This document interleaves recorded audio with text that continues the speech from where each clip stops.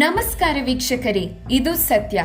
Zero Malabar ಸಭೆ ಭಾರತದ ಅತ್ಯಂತ ಹಳೆಯ ಕ್ರೈಸ್ತ ಸಮುದಾಯಗಳಲ್ಲಿ ಒಂದು. ಕೇರಳದಲ್ಲಿ ನೆಲೆಗೊಂಡು 5 ಮಿಲಿಯನ್ಗಿಂತಲೂ ಹೆಚ್ಚು ಭಕ್ತರನ್ನು ಹೊಂದಿರುವ ಈ ಸಭೆ ಇತ್ತೀಚೆಗೆ ಹಲವಾರು ಹಗರಣಗಳು ಮತ್ತು ಆಂತರಿಕ ವಿವಾದಗಳ ನಂತರ ವಿಶ್ವಾಸದಲ್ಲಿ ಬಿಕ್ಕಟ್ಟನ್ನು ಎದುರಿಸುತ್ತಿದೆ.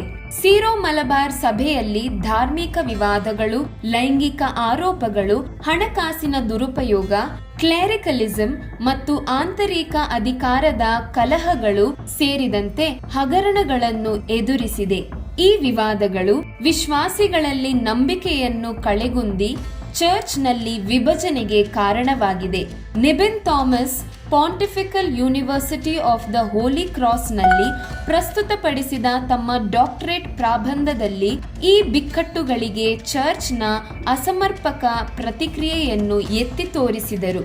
ವಿಶೇಷವಾಗಿ ಆಂತರಿಕ ಘರ್ಷಣೆಗಳಿಂದ ಪ್ರಭಾವಿತವಾಗಿರುವ ಎರ್ನಾಕುಲಂ ಅಂಗಮಾಲಿ ಆರ್ಚ್ ಡಯಾಸಿಸ್ನೊಳಗೆ ಏಕತೆ ಮತ್ತು ನವೀಕರಣವನ್ನು ಪೋಪ್ ಫ್ರಾನ್ಸಿಸ್ ಒತ್ತಾಯಿಸಿರುವುದರೊಂದಿಗೆ ಹೋಲಿ ಸೀನಿಂದ ಪರಿಸ್ಥಿತಿಯು ಪ್ರತಿಕ್ರಿಯೆಯನ್ನು ಪ್ರೇರೇಪಿಸಿದೆ.